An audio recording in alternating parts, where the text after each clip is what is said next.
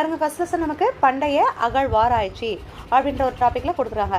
அகழ் ஆய்வு அப்படின்னா என்னென்னு பார்த்தீங்கன்னா, பூமிக்கு அடியில் புதைந்து இருக்கக்கூடிய பொருட்களை வந்து தேடி நம்ம எடுத்து அதை ஆராய்ச்சி செய்கிறது தான் அகழாய்வு அப்படின்னு சொல்லுவாங்க.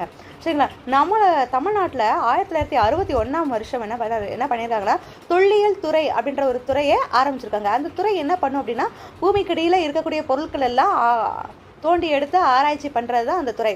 முதலாக நம்ம தமிழ்நாட்டில் தான் இந்த தொல்லியல் துறையை ஆரம்பிச்சிருக்காங்க, மாநிலத்திலேயேவோ. சரிங்களா? அந்த தகவலை தான் இந்த காலச்சுவடி அப்படின்றதுல நமக்கு கொடுத்துருக்காங்க. இதில் இருக்கக்கூடிய கொஸ்டின் ஆன்சர் பார்க்கலாமா? பாருங்கள், நம்ம ஆல்ரெடி புக்லேயே நம்ம பார்த்துருப்போம். அகழ்வாராய்ச்சி என்ன, அதோட ப்ரீஃபான நோட்ஸ்லாம் புக்ஸ்லேயே நிறையா கொடுத்துருப்பாங்க. இதுக்கு உண்டான ஆன்சர்ஸ் மட்டும் இதில் பார்க்கலாம். பாருங்கள், அகழ்வாராய்ச்சி என்பது என்ன? அகழ்வாராய்ச்சி என்பது பூமிக்கு அடியில் புதையுண்ட பொருட்களை தோண்டி எடுத்து ஆராய்வதாகும். அடுத்து பாருங்க, அகழ்வாராய்ச்சிகளை எவ்வாறு வகைப்படுத்தலாம்? அகழ்வாராய்ச்சிகளை 3ஆக வகைப்படுத்தலாம். முறையாக திட்டமிடல், தற்செயல், மீட்பணி. அடுத்து, அகழ்வாராய்ச்சியின் முக்கிய நோக்கம் என்ன? அகழ்வாராய்ச்சியின் முக்கிய நோக்கம் பூமிக்கு அடியில் புதைந்து கிடைக்கும் ஆதாரங்களை கண்டெடுப்பதாகும். நெக்ஸ்ட் பாருங்க, பொறுத்துக.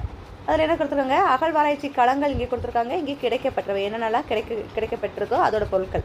பாருங்க, அரிக்கமேட்டில் இது வந்து அரிக்கமேடு கட்டிடங்கள். சரிங்களா? இதான் ஃபர்ஸ்ட் ஒன். செகண்ட், கீழடி. கீழடியில் என்ன கிடச்சிருக்கு பாருங்கள்? முதுமக்கள் தாழிகள், சில பானைகள்லாம் கிடச்சிருக்கு. ஆதிச்சநல்லூரில் உடைந்த மட்பாண்டங்கள். அடுத்து, எகிப்தில் பிரமிடு. இங்கே பாருங்க, இங்கே பிரமிடு. அடுத்து பாருங்கள், சிந்து வெளி நாகரிகம். அதில் இந்த பெருங்குளம் அப்படின்ற ஒரு தானிய களஞ்சியம், பெருங்குளம்லாம் கிடைக்கப்பட்டிருக்கு. சரிங்களா?